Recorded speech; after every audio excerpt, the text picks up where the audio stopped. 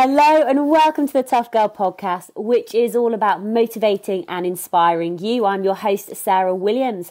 Today, I'm delighted we're going to be speaking to Mollie Hughes. Mollie is a mountaineer and motivational speaker. She is also the youngest woman in the world and the first English woman to summit Mount Everest from both sides.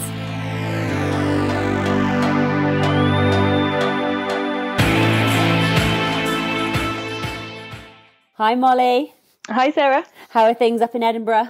Oh, things are very good. It's turning to be more like winter every day up here. Oh, I know. It's definitely getting a lot colder. Now, Mollie, I gave a very brief introduction, mountaineer and motivational speaker, but I know you are so much more than that. But how would you describe yourself? I think I'm just a normal person, really, Sarah. And I've been on a couple of really big expeditions. I was lucky enough to be successful on both of them. But really, I'm just an absolutely normal person. Oh, no, do you know what? That's what I love so much, because I first heard you speak at the Women in Adventure Expo, and it was just a phenomenal story. But we'll come back. We'll come back to that in a little bit. But let's go back to your childhood. Where did you grow up? Were you climbing mountains? Were you outside? You know, what was it like for you? So I didn't actually climb my first proper mountain until I was 17. And mainly because I grew up in South Devon, so probably as far as you can get from any mountains in the UK. And obviously we had a really fun childhood down there. It can be super outdoorsy. Did a lot of surfing and a lot of kind of hiking on Dartmoor and places. But I never really went near mountains until I was 17. And when I was 17, we went on this school expedition to Kenya. And it was one of those kind of trips where you've got to save up loads of money and try and raise all this funding through bag packing in supermarkets and begging everyone you can for a fiver to be able to go on this trip. And it was amazing. We went on it and I had the chance to climb Mount Kenya when we were there, and it just kind of blew my mind. And kind of getting to the top, it was amazing. I kind of realized that it was something I would want to do probably for the rest of my life. What made you want to go on the initial sort of school trip? Was it something that everyone else was doing? Was it your parents sort of pushing you? Was it you driving it? How did that all come about? Yeah, I mean, it's a really good question, and not one I've really thought about since then at all. But if I remember, I think we got a letter home about it, just with all the sorts of other letters, and it just kind of jumped out at me. And I remember talking to my mum about it and saying, "Oh yeah, this sounds amazing. I would really want to go." And obviously it cost something over £1,000, probably nearly £2,000. And she was like, "Well, I'm not sure we can really afford this, or that you can go on this." But I remember just pushing it and working out ways that I could raise all that money to go, and got a few of my friends on board as well at the same time. So yeah, I think I pushed it because I was inspired by this letter, I think. No, that's so awesome, because I know I meet a lot of 17 to 18-year-olds, and some of them almost lack this confidence about wanting to go out there and go to a different country and go and climb another mountain. Were you quite confident even at that age? No, not at all. The opposite, actually. At school and even uni and stuff, I was super shy. And I remember kind of in class and stuff, I'd never answer questions. I'd always get really embarrassed if a teacher asked me a question. But I guess I always had this kind of deep down need to get out there and explore the world. And I was always, interested in all sorts of documentaries about different countries and just listening to stories. And I think maybe by that time, my older brother, had done a bit of traveling. And I was just super jealous of these places he'd been. But yeah, I definitely wasn't a confident kid growing up. Yeah, I mean, it's interesting. I think we always have these moments in our lives, these pinpoints, whether it's, and for you it was on Mount Kenya. Was it when you summited? Was it when you got home? Can you remember a part of that expedition which stands out in your memory, whether it was a moment in time that just made you fall in love with the mountains? Yeah, it was definitely getting to the top. I mean, it was I think it was just 4 or 5 days of basically just hiking uphill. And I remember kind of the rest of the team I was with, it must have been 20 or just over 20 of us. And a lot of them were suffering and really struggling with it. But I was just kind of loving every minute of being there. And I didn't really get affected by the altitude or anything. I just was kind of blown away by this landscape that we were hiking up. And then getting to the top and just that kind of sense of achievement. And up there, I remember it was super cold and the wind was blowing, and they got this big kind of pole, signpost pole thing up there that was all frozen. And I just thought, how cool is this to be up in this kind of different world? So yeah, the whole experience really. Oh, do you know, I love that so much. I love how these people can have these experiences, and it can just change the complete sort of direction of your life. So what happened after? I mean, did you almost know from that instant that you wanted to continue doing the mountaineering, or were you thinking, actually, do you know what? I've got to go to university. I've got to get a job. You know, what was the stages? Yeah, I think it was mainly kind of at the beginning driven by like the want to travel and the want to explore different countries. And I remember on the flight back home from Kenya, one of my friends, Nadia, she came over to me on the plane and was like, okay, where are we going next? And her parents had been traveling loads when she was younger with her. So she already had this travel bug, and she realized, I guess, on that trip that I had it too. So she really kind of pushed the next few trips that we went on. And me and her and a few other friends the year after went off to India and did some climbing and some exploring in right up in the north of India. So I think it was, with the help of her and other friends, just kind of that want to go off and see the world. So yeah, that was the year after. And then that September after that, I started university in Bristol, which obviously changes everything a little bit. Your kind of focus and your whole life changes a little bit when you start uni and you leave home for the first time. But I kind of kept up with this traveling and these climbing mountains, and every summer I would kind of go off on a trip after I'd saved up all year to go off. So yeah, that's kind of where it came from, I guess. Oh, I love it. Traveling at that age can just be so incredible. You know, when I was 18, I did a lot of traveling. So can you maybe tell us a story from your travels that that stands out for you? Good or bad, or funny or amusing? What can I think of? I don't know why just the worst story comes to mind straight away, but I guess I'll tell it. So the year after we went to Kenya, me and Nadia joined this expedition to go to India, to go up to Ladakh, and it was run by the Dorset Expeditionary Society, which are a really cool charity that kind of run these amazing expeditions for young people. And basically we'd gone off and we'd climbed this huge glacier. We'd been trekking for like 5 or 6 days. And on the last day where we got to our kind of high point of this glacier, everyone was just like super ill. Everyone had picked up a stomach bug, and all like 20, 25 of us were just horribly ill on the way up this glacier. And I don't really know why I'm telling the story now that I started. But basically, why am I telling the story? But one of the boys, as we were almost getting to the top, turned to me and said something like, Mollie, I've just shat myself for the first time in 17 years, and now we have to keep moving up this glacier. It was that kind of trip. Oh my God, I think we've all got those types of stories that we could share.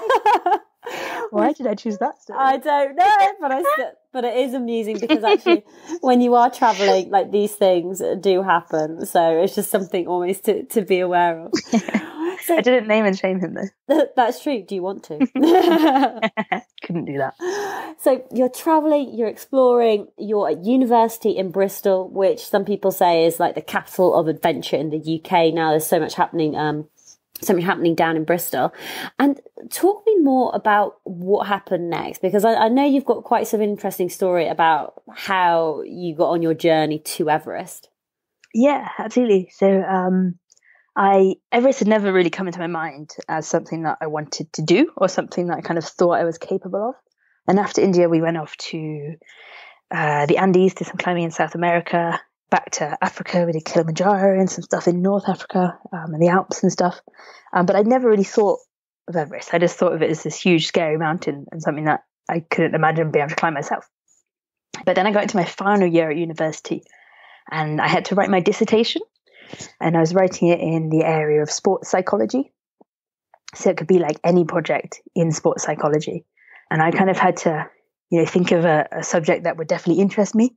Because I knew if I picked like a boring subject, I would never like sit down and write this huge like 10,000 word document. It would have to be something really interesting.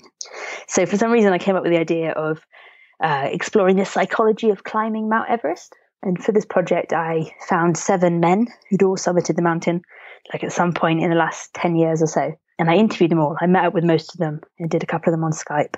I just kind of really got like in depth into their story of climbing Everest and looked at their motivation and like why they wanted to go in the first place. But then also on the mountain, how they kind of dealt with all the big psychological barriers, like their self-belief or being able to control fear, or that kind of huge psychological pressure you face when you're sat down at base camp. So I just explored all of their kind of journeys. But it definitely was like after the first interview, which was with this guy, Scott, in London.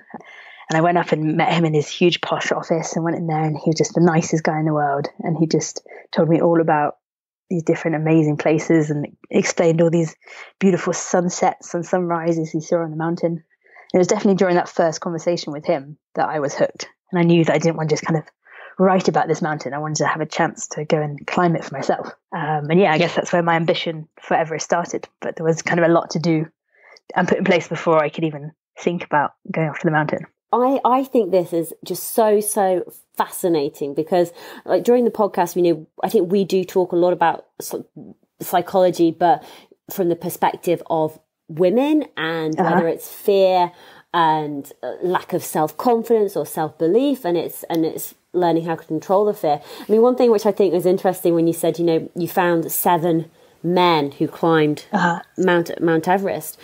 I suppose, how far back was this going? So this was, I wrote it in 2011, and I was looking at people that were climbing like from about 2001 onwards. And I basically didn't include any women because I couldn't really find any. Yeah. I'd kind of spoken to a couple, but I couldn't like tie them down as easy as I could with these few men that I found. Yeah. No, I just think it's really interesting because I suppose I was just wondering like what the difference are. So yeah, you've spoken to these 7 guys about Mount Everest, about their motivation, their self-belief, the like dealing with that pressure while on the mountain. Do you think that's obviously when the seed got planted? It was definitely talking to these guys, and I was hooked on Everest, and I was like reading the books and looking at like watching all the documentaries and stuff, and I was definitely inspired by these men.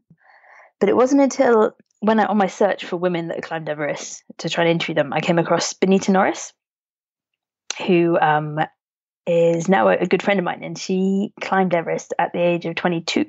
And I found her website, and I was reading all through it and looked at her social media. And when I saw that this girl could climb Everest at the age of 22, and I was like 20 at the time, that's when I kind of actually believed that I could do it. And when I, for some reason, just found this belief that I too could, like her, achieve this. I guess talking to those men, I definitely was inspired by them and I could relate to them, but I didn't have that like proper belief until I read this story. So I read about Benita's story. I think it's always like sometimes when you can see somebody else who's like you, who's done it, and you just think, well, if she can do it, why shouldn't I be able to do it? Yeah, absolutely.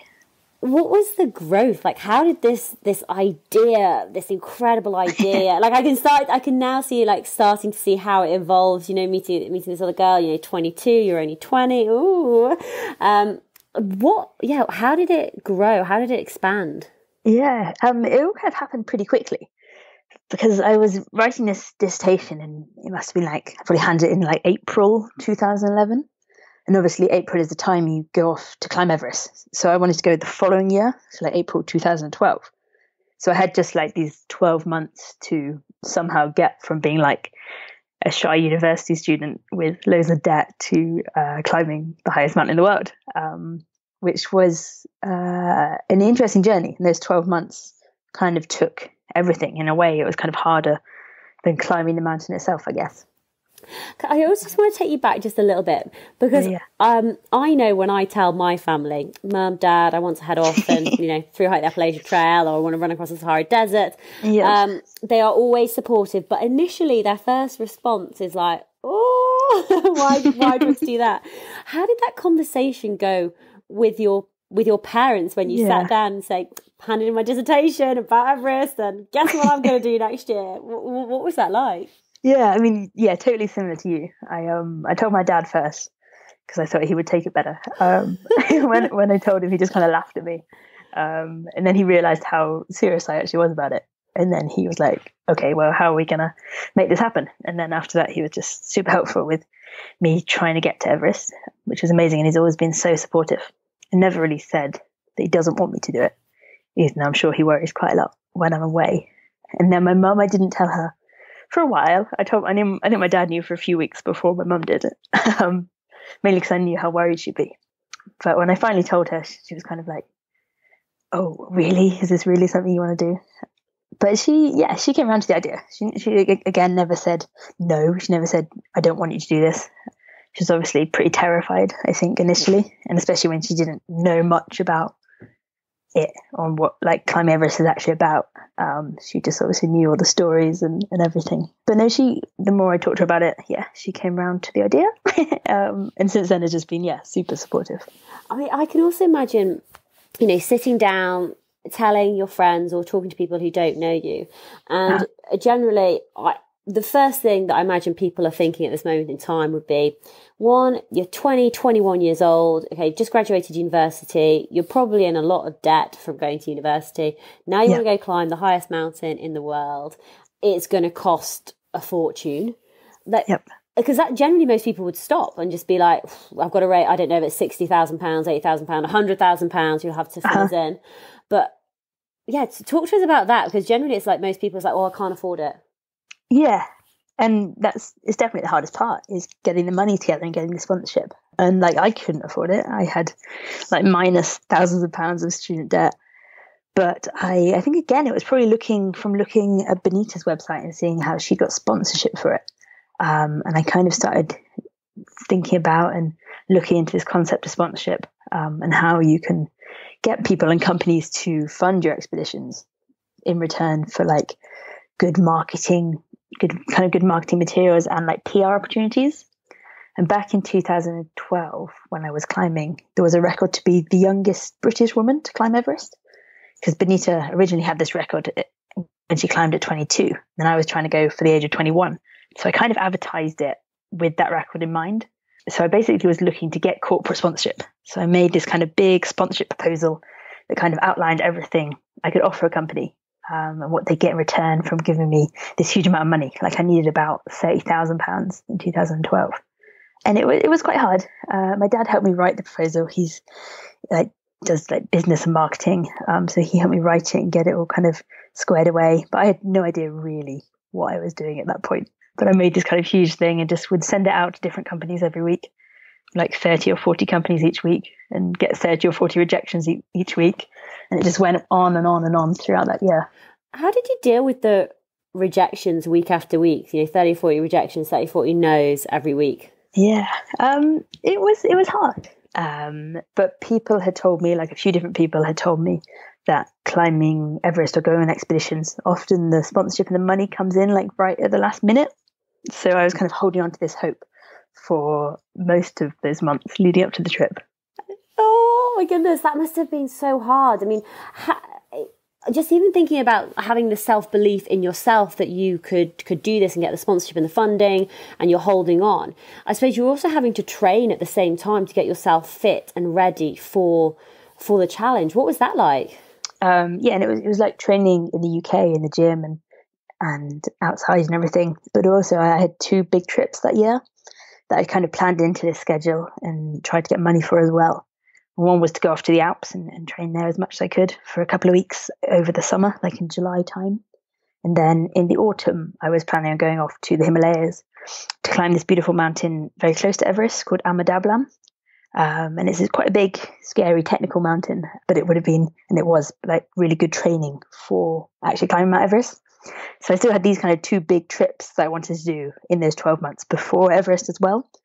And I kind of really knew that I needed to do them to get myself in the best kind of shape and the best, had the best amount of knowledge for Everest. So that was hard, juggling all of that as well. And also raising money for those trips on top of the 30,000 I needed for Everest. So yeah, it was hard, but you just kind of took it a day at a time, really. Yeah. So tell me about some of your fundraising efforts then. I know you've got a particularly amazing story, which did leave me open-mouthed. I was quite young and quite naive at the time. Yeah, so that story you're thinking of was in about the October time. And I was hoping to go off to climb Amadablam, so to go on this expedition like at the beginning of November. And this Amadablam expedition was going to cost like £4,000. And I still didn't have any funding at all, really. So I needed to raise this money really quickly to go off, because I knew I had to go on this expedition in order to get to Everest. So I held this big like fundraising evening down in Devon, in Torquay, where I was living. And it was one of those evenings where you kind of invite all of your friends, invite all of their families, and it was like £10 a ticket. I think we maybe got 200 people there. So that was like £2,000 initially. And then we had a band and food and that kind of thing. But I realized I had to raise, I had to double that amount of money, and I had to raise a lot more. So I decided to hold like an auction where people or companies would donate things. People like donated cinema tickets or like meals out in restaurants. But I kind of knew that I needed this like killer auction prize in order to, make enough money to actually head off the next month. So it was actually on the morning of this event that for some reason I had this idea. And looking back, it was pretty silly. But my idea was to, during this auction, to sell my bum as tattoo space. So whoever would purchase my bum at this auction would be allowed to put whatever tattoo they wanted on it. Any size? Any size, anything really. I didn't really have any guidelines. And yeah, I don't know why this idea happened. But when I thought of it, I was like, oh yeah, this is it. I'm going to make loads of money and it'll be good. And then like during the auction that evening, I'd invited some friends who were in the Marines, but I didn't realize that it was like payday for them. And they were quite drunk. So they were just spending all of their money basically on trying to buy my bum so they could put a horrendous tattoo on it. And they were kind of bidding against each other in the end. And then my dad was there, and he was like trying to stop me from getting this tattoo. So he was trying to bid against them, but it got to like over like £400, and he was like, "No, Mollie, you're on your own now." So these guys just kept bidding against each other, and it got to like over £1,000, I think. And my right bum cheek was the property of them for whatever tattoo they wanted to put on it. But during that night, it made like the £4,000 I needed to go off to Amadablam, and we went off the following month. But now I do have this tattoo of 2 kissing chickens on my right bum cheek for the rest of my life. But I think it was worth it. Oh, amazing. How big are the chickens? Reasonably sized.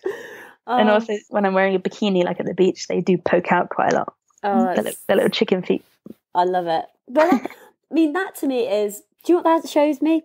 Commitment, focus, dedication. You had a goal. You know how much money you needed to raise. That's what you were willing to do, to put your right bum cheek out there for the Marines. To be fair, I think you actually got off quite lightly. Yeah. The things they were suggesting were even worse. With a lot of women that I've spoken to, is generally it is the sponsorship, it is the money, it is raising the funds to do these challenges, and many people, would give up almost before they start. So you've persevered, you raised the funds, so you went on these sort of preparation expeditions. What were they like? Did that help build your confidence up going on these expeditions, or did you leave the expeditions thinking, actually, do you know, I've got a lot more work that I need to do, I'm not quite ready, or actually, I am so ready for this? Yeah, it's a bit of a weird one. The first trip to the Alps back in the summer was great. I learnt loads, spent some time with an amazing mountain guide called Rob Jarvis, who just taught me so much. And then the autumn, the Amadablam expedition it didn't go to plan. So actually, one of the guys in our team actually died on the expedition. He fell quite a long way and unfortunately died, which was obviously pretty horrific. And he was this lovely chap and had a lovely family at home. And I got to know him pretty well in those first few weeks of the expedition. So that was all pretty shocking, and definitely made me kind of step back a little bit from, this world I was entering, this high altitude mountain world where life and death is like on such a thin line, and death is quite common, and climbers know so many people that have died. So that obviously took a little bit of adjusting to, and kind of refocusing on whether I actually want to go to Everest, whether it's kind of worth it and worth the risk. So yeah, after getting back from Amadablam, that was kind of the refocus up until about Christmas. And I guess I kind of concluded that it was worth it. It was such a tragic accident that happened. And I felt super bad for a long time about it. But I kind of concluded that if you're not taking these risks in life, and if you're not kind of stepping outside of your comfort zone, then you will just lead a very ordinary and boring life. And if you look back on it and, you haven't done these things because you're scared and you're worried about the consequences, then you won't achieve these things that might be there that kind of drive you forward.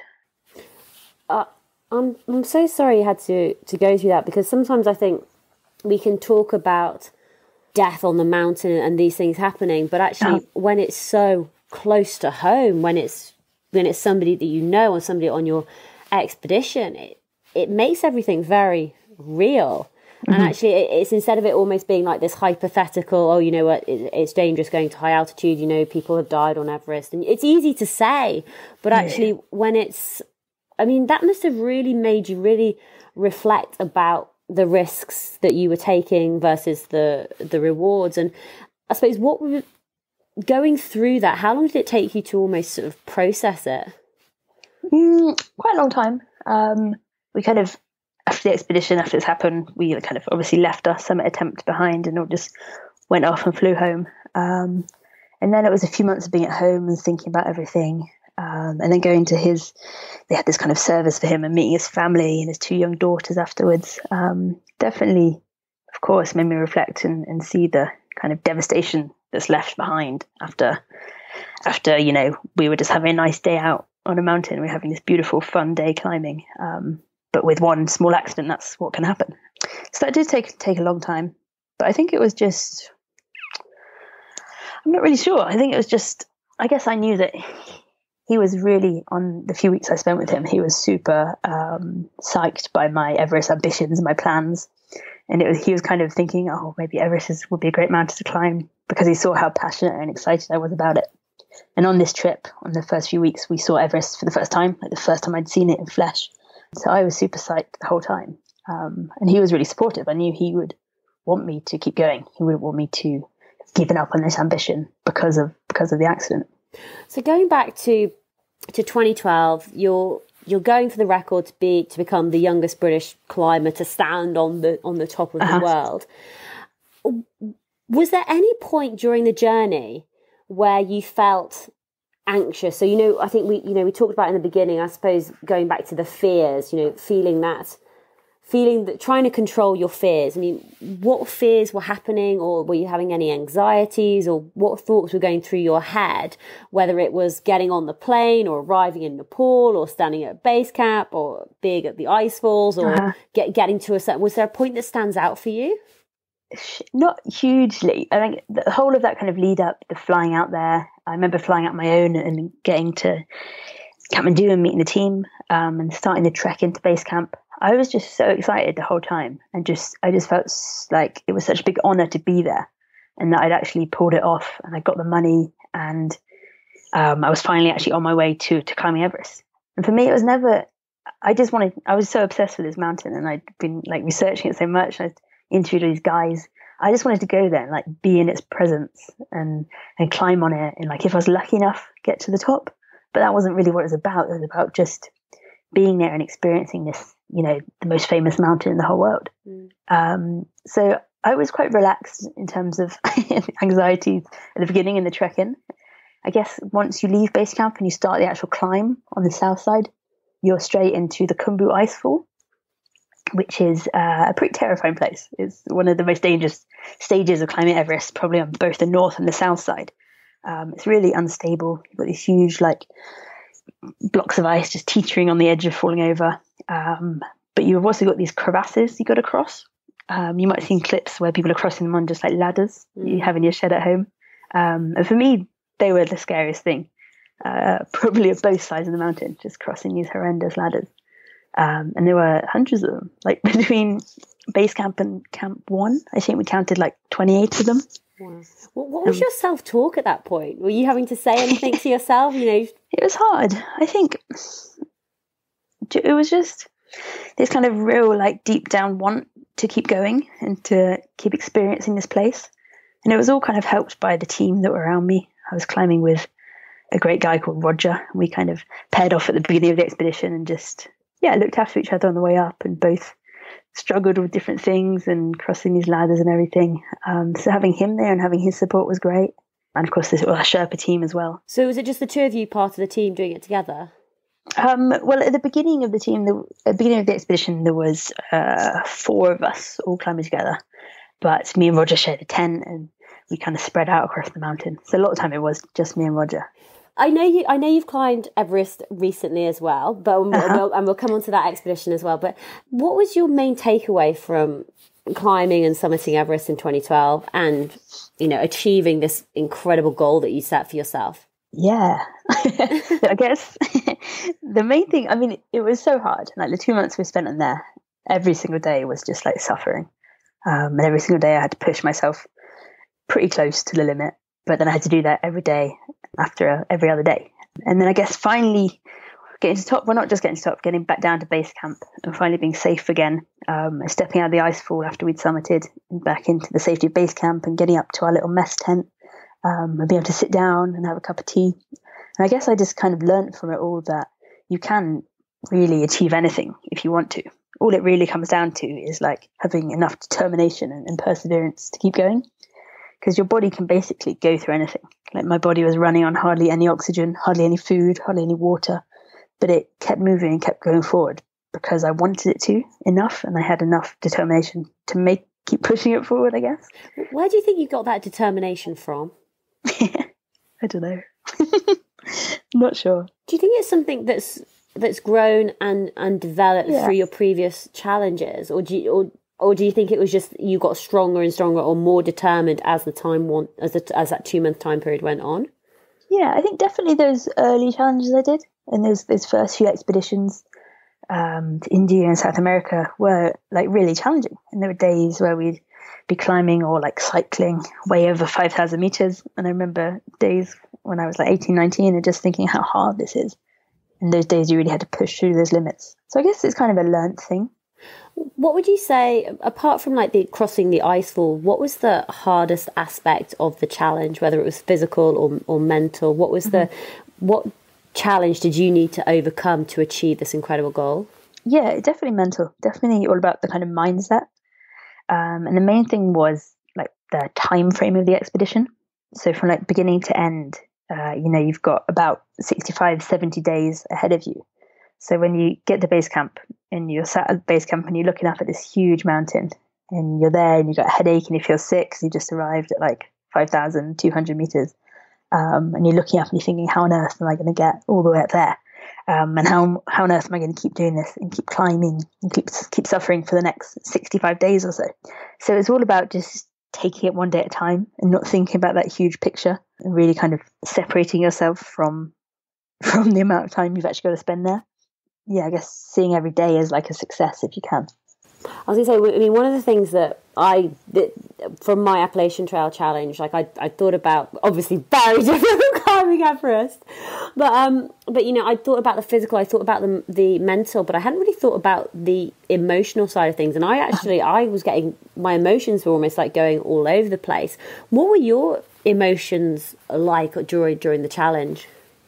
I think from doing my dissertation about it, I quickly realized that you've got to be able to separate your emotions and the kind of emotions you would have in everyday life at home when you're on the mountain. And I remember from doing my dissertation and interviewing these guys, a lot of time we would talk about what you do if they got to and saw a dead body on the mountain and how they would walk past the body and keep moving and keep going up to the top. And we were kind of looking at the fact that if that happened in the UK and you had to just walk on by a dead person just on the side of the road or something, it would be the hardest thing in the world and it would ruin, the rest of your day, the rest of your week. You wouldn't be able to concentrate. But up on Everest, it's, there are a few bodies up there and it happens. And I was kind of asking these guys how they do that. And it was all about that separation and how you kind of numb emotions that you would have back home when you're up there. And I think in a way it's kind of helped by the altitude and the lack of oxygen and the slight hypoxic state you're in helps you to kind of separate yourself a little bit. But yeah, I think that's what it's about really. Were you scared on the mountain? Was there like, I mean, I know that sounds ridiculous, but are there certain aspects where you're just like, oh my goodness, that's like a 4,000 foot drop that way and there's that happening there? What bits for you were just like the bits that you had to really dig deep and push through and really keep your emotions separate just to make sure that you didn't make any mistakes? Yeah, on the south side, so the first time I went, I was scared every single day. As soon as you step out of the safety of base camp, you're in that ice fall, crossing these ladders, looking up at these like towering blocks of ice that could easily collapse. So I was scared a lot there, and I was even scared in the like easier sections, like in the Western Combe, because there were quite a few avalanches that kept going off in the Western Combe. So I was scared, most of the time. But I guess the hardest part was, of course, the summit day, when you get up above 8,000 meters and you're climbing the death zone. That's what it kind of all comes down to. And that's the real point where you've got to just control everything, block out the emotions, control all of that fear, try not to think about home or anything like that, and just kind of focus on why you're there and basically just putting one foot in front of the other and trying to breathe as much as you can. And you did it. You summited in 2012 from the south side via Nepal. Absolutely phenomenal. You did become the youngest British woman to climb the mountain. Actually, that day there was a couple of other younger girls with us on the mountain. Oh, amazing! Yeah, which I actually were they British? Yeah. Did they beat your record? Yeah, but it's cool because I actually knew about them in the run up to getting the sponsorship. But I didn't we didn't shout about it because they were trying to get sponsorship as well. But it was kind of like a case of, you don't know who's going to get up there first, who might not make it. So we wanted to get the sponsorship from different companies. So we kept applying for it. But then I actually climbed with them both on the mountain, and they were amazing girls and good friends of mine now. Did everyone summit? Yeah, everyone summited. Oh, that is so awesome, but also quite funny. Yeah, so the year I was there were 3 girls, me, Becky and Leanna, all like under the age of 22, which was amazing. Oh, that is amazing. That is phenomenal. And I love the fact there was like three women in their 20s on the mountain summiting on. Was it all the same summiting on the same day? Me and Becky summited on the same day, and then Leanna summited the day after us. Awesome, absolutely awesome. So that always leads me on to the next one, because you decided in the spring of not the spring of 2017, but this year you actually headed back. Well, I'll let you explain. What did you decide to do? I don't want to. So I guess it was probably, a year or so after Everest the first time, and I was kind of got itchy feet again, and I was thinking about the next challenge, what mountain I wanted to climb next, what I wanted to do next. And I'd always been super interested in Tibet. I've been to China before, but I'd never been to Tibet. I was super intrigued by this region. And of course, the north side of Mount Everest, you travel through Tibet and you climb up that side of the mountain. And the north side of Everest is like steeped in so much history. It's where those first expeditions were trying to climb from in the 1920s. And I was just quite aware that after Everest the first time, I basically spent so much time focusing on this mountain, like raising the sponsorship, climbing it, and then speaking about it so much afterwards. And I was quite aware that I'd only really experienced half of this mountain. And there's this whole other super intriguing side on the Tibetan side that, I was intrigued to go and have a look at and hopefully climb on it as well. So that's where the idea kind of started. What's the difference between, so the South route is the one with the Hillary step. Mm-hmm. So what's the difference between the North and the South? Is the North a lot harder, or how does it? It's a little bit harder. It's definitely a bit more technical. It's colder. It's a little bit windier. Well, quite a lot windier, actually. And on the summit day, you've got what's called the first, second, and third step.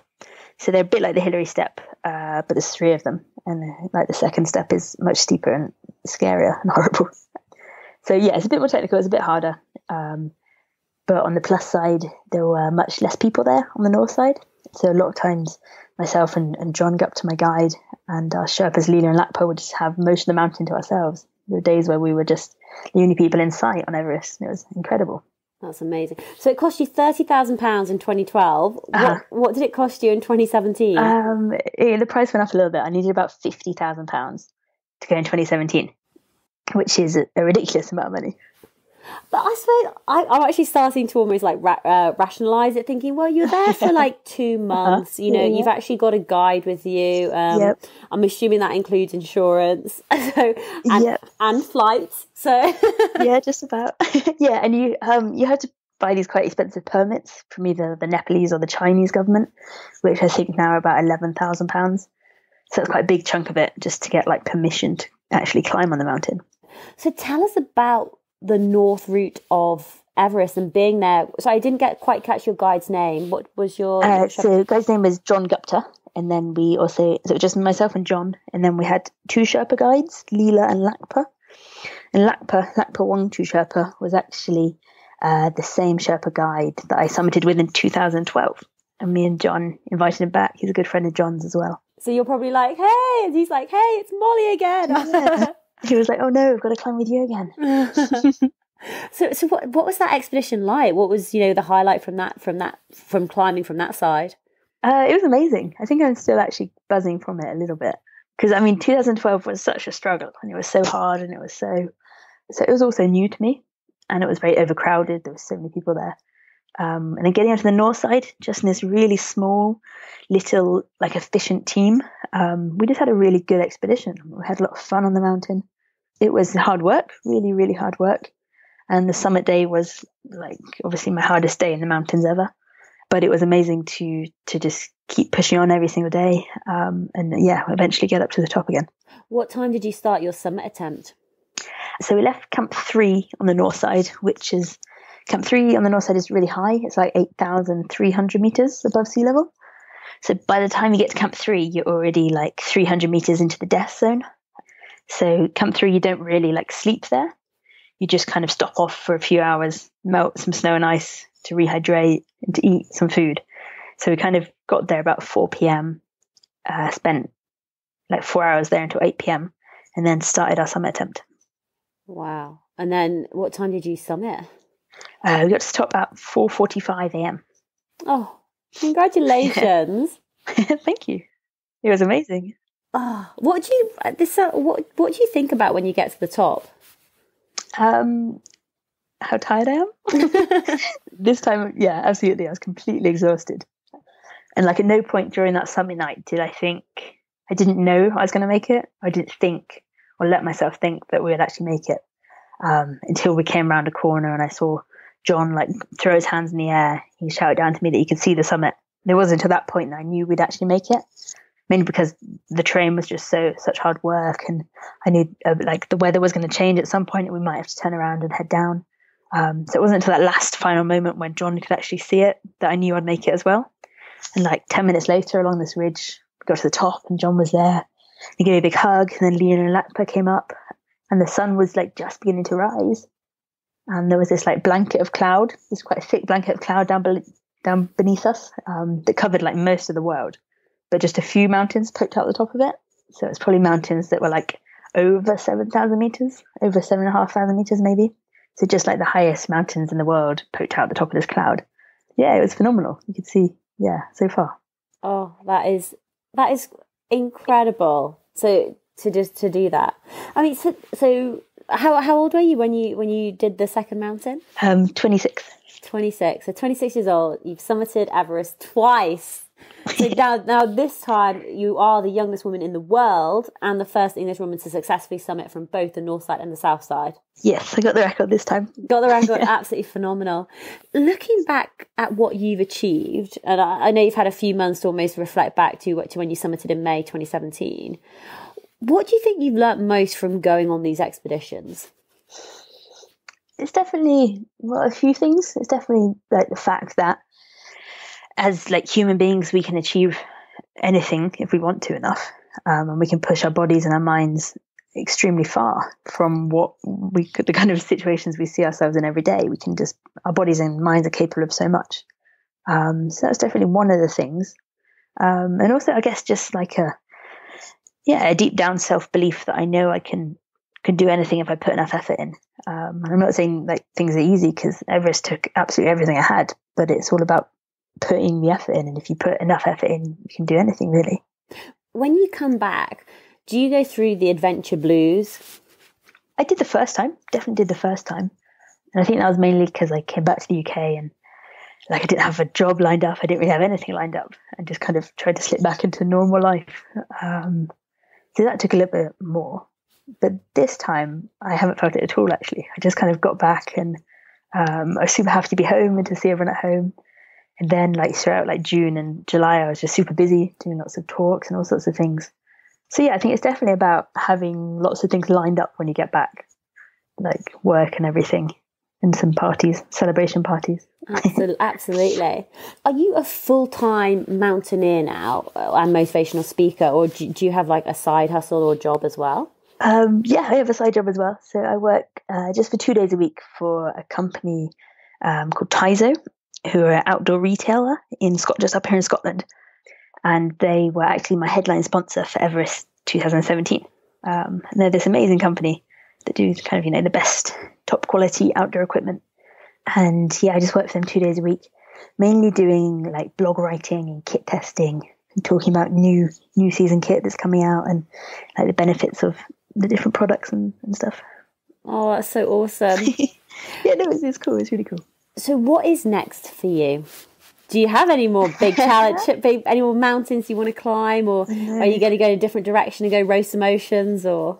Yeah, it's tricky. I mean, and that question, people asking me like before I'd even got off the mountain, What's next? Like people, like journalists asking me, so what's next? And it's nice not to have anything planned at the moment, and it's nice to, I've spent the last 6 years of my life focusing on Everest and achieving this ambition. And now that I've achieved it, at the moment I don't feel like I've got anything else that I need to prove to myself at the moment. But of course, there are so many cool things to do out there. So many mountains that are obviously not the highest, but can be more technical or in more exciting places. All sorts of other challenges. So yeah, there will be lots of more exciting things coming up, I'm sure. Yeah. Do you know what I love when you said that? It said, I don't have anything else to prove to myself. Because so many people, I think, sometimes do things to impress other people.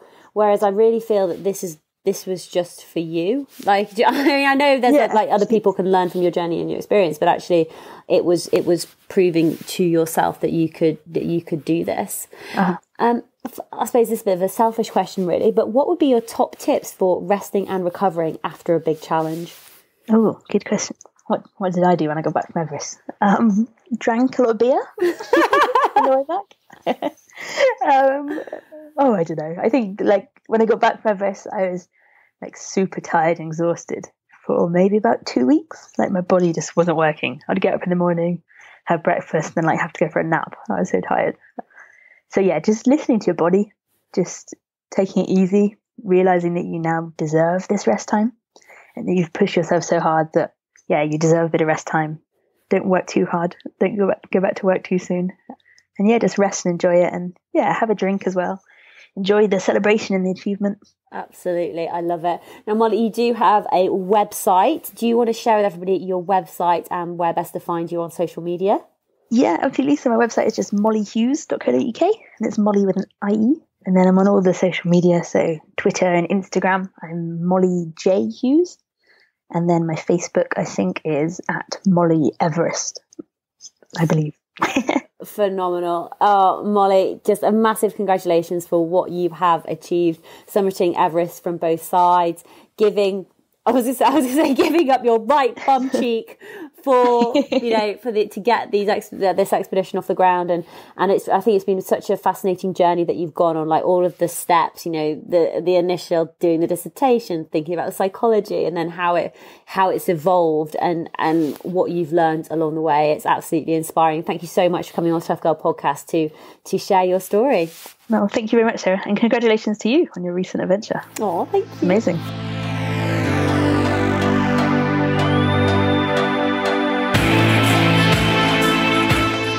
Hey tribe, how you all doing? I hope you're all incredibly fantastic wherever you are, whatever it is that you are doing. If you are commuting, if you are sat in a car, if you are driving, if you are walking, running, cycling, if you are gardening, doing the ironing, whatever it is that you're doing, thank you so much for taking the time out to listen to the Tough Girl Podcast. I really do appreciate your support. We are coming up to 400,000 downloads, which is amazing. And if you're new to the podcast, the goal for 2017 is to get 500,000 downloads. And so we are well on the way to doing it. But if you've enjoyed this episode, then please do leave a review in whichever platform that you listen on. Tell a friend about the Tough Girl Podcast, share it with one other person, share it on social media, put a tweet out, tag a post of you on Instagram, share it on Facebook. It really does make a massive difference in helping to spread the word and helping other women and men to listen to the Tough Girl podcast and to get inspired, and for them to think about, and for you to think about your own personal challenge of what you're going to do next, what you're going to achieve, how you're going to step outside your comfort zone. And it's not saying you have to go out and climb Mount Everest, but it is saying, what could you do? What have you been putting off? What have you been delaying? Because it's always too late to wait, but it's never too late to start. So please do sign up to that race if you want to do it. Commit to that action. Take the first step today and get out there and get after those dreams. Go and live the life that you want to lead. Now, if you are looking for support, then one of the best places that you can, or one of the best things that you can do, is to come and join the Tough Girl Tribe, which is a closed Facebook group. I'm sorry, it is only for the female listeners of the Tough Girl podcast, but it's a very safe, inclusive space where you can come and share your goals. You can get advice and tips and support from other listeners of the Tough Girl podcast, because one of the things that I noticed is, being based where I am, sometimes when I say to people, I want to go run across the Sahara Desert, or I want to go walk the Appalachian Trail in 100 days, I may not necessarily get the support that I need, but you will get that support in the Tough Girl Tribe. So please do go check it out. And one of the great things that Alison MacArthur started for the Tough Girl podcast, Alison's one of our member of the Tough Girl team, is every Sunday she has a post in the tribe asking tribe members to share their achievements and their successes, so we can all join in with them and see what these incredible women, and what you guys have been doing and what you've been getting out there to achieve. So I just want to do a couple of shout outs to women out there who are making it happen. Massive well done to Audrey McIntosh, who is recovering from her shin splints, and she got into double digits on her run yesterday, 10.7 miles. Massive well done. Audrey has also been on the Tough Girl podcast as well, sharing more about her ice marathon ultra, so well worth checking out. Philippa, I'm sorry, I'm going to butcher your surname, Male Noir, ran the Robin Hood half marathon in sub 2 hours and got a PB. Brilliant. Really, really well done, and great picture. Thank you so much for sharing that. We also had 3 members of the tribe at the Loch Ness Marathon. So Leah Atherton got a new PB, absolutely fantastic. Alison MacArthur was there, and there was also another lady. Where is it? I will find out what the other lady's name is, and let you know. Well done to Sarah Swan, who did her first sub 30-minute 5K park run. Absolutely amazing. You are totally ready for the York Marathon in 2 weeks. You can do it. Just go out there, be positive, and just give it your all. I love Jane Harris, who managed to go a whole week without eating ice cream. I think that's awesome. For me, it's Snickers ice cream, which I absolutely love. I've only had one this week, so I think that's pretty good going. What else we have? It was Frances Mills' first marathon this week. So massive well done, Frances. Absolutely amazing achievement. You've done your first one now, so who knows what it's going to be next. It could be maybe a triathlon, who knows. But I hope you enjoyed that cake. Well done to Helen Reid, who upped her pace by 30 seconds on this weekend's run, and just trying to work out how to get from a 10K to an ultra. Loads of top tips from the tribe about that, but I know you'll be able to do it. Well done to Claire Dearden, who managed a 5K trail run and then a 5-mile walk a couple of days later. Absolutely awesome. And this is what it's all about. It's about just getting out there and doing what works for you. It's about listening to your body and just pushing yourself as hard as you can. Now, I think this one is epic. So Sophie Kell swam 45 miles around the island of Jersey in 11 hours, 19 minutes. She's been training all year for it, and just a massive achievement. And that is one of your big goals for 2017. Sophie, that is incredible. What a challenge. Thank you for sharing that with us. Also, a massive well done to Carola Denise, who ran a sub 4 hour at Berlin, your first sub 4, which is absolutely amazing. I know you're starting to think about your big challenges for 2018, and I'm excited to learn about what that challenge is going to be. What else have we got? Kim Matthews, massive well done for being the first place female at the 100-kilometer Vietnam Mountain Marathon. Absolutely so impressive. Just well done for doing that. And what a beautiful place as well to do a marathon. Fiona Wright, 100K at Equinox 24, your furthest distance, smashed it, love it. And we also have, it was Claire Adamson, who also completed the Loch Ness Marathon. Well done. Absolutely amazing. I'm so glad that you enjoyed it. And Rowena Harding just talked about the atmosphere as well and how great it was. So massive shout out to all you ladies. It's honestly during the summer months when I would get access to Wi-Fi while I was on the Appalachian Trail, reading these updates really did keep me going. And so I'm just so proud of all of you who are out there. Now, one of the things I do want to mention, and I need to mention this in the tribe as well, is I know so many women always sort of preface some of their comments with, I know it's not as tough as, or I know it's not as big as, I know it's not much, but I did X, Y, and Z, whatever it may be. So what I want to reiterate to all of you out there is this is never a comparison. This is never you comparing yourself to somebody else. This is about you comparing yourself to you, because that is the only thing that matters.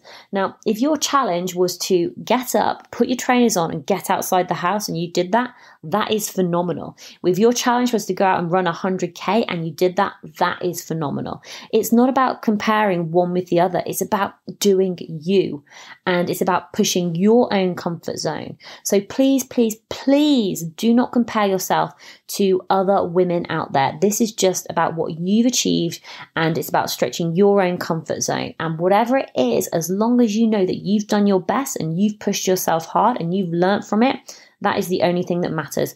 And that's also what's going to help you to build your own self-confidence and self-belief in yourself, is by getting out there and doing these challenges. So please get out. Get out there, sign up for what you want to do, write down those goals you want to achieve, and just get after it. Take the first step today. It is so important.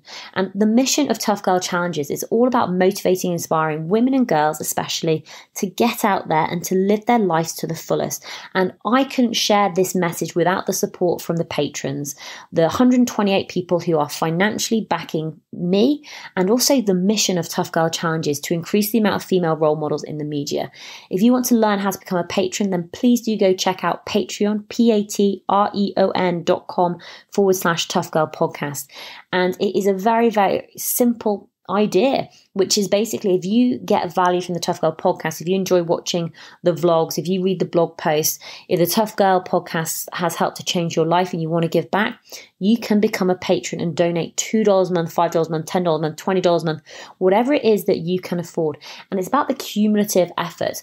So, you know, if 200 people are supporting the podcast at $2 a month, $2 is like £1.70 a month. It's less than 50p an episode, and you're getting like an hour of this incredible content every single Tuesday. If you think it's worth it, then please do become a patron. It makes such a massive difference having or being able to fund the running costs of the website, of the podcast, all the hosting fees, and all of the other costs that go into growing Tough Girl Challenges and expanding it and spreading this message around the world. So please do get involved with that and go and check it out. Go and check out all the links on Facebook and Instagram at Tough Girl Challenges, on Twitter at _tough_girl. But just a big shout out to you guys for your support, for giving up your time to listen to this message, to listen to this interview, and to be inspired. Please do make sure you hit that subscribe button. We have new episodes coming out every single Tuesday at 7 a.m. UK time. I'm going to get better at posting them at 7 a.m. The last two I've only been a little bit off, but I'm hoping you'll forgive me after the Appalachian Trail. But I really do appreciate all of your support. It means the world to me. Have an incredible day, whatever it is that you are doing, wherever you are in the world, and just know that I have got your back, and you can go out there and do whatever it is that you want to do. I'm so proud of everybody who's involved with Tough Girl Challenges. You make such a big difference to so many women around the world. So have an awesome day, and I will speak to you tomorrow. All right, lots of love. Or speak to you on Tuesday, sorry, but lots of love. Take care. Bye.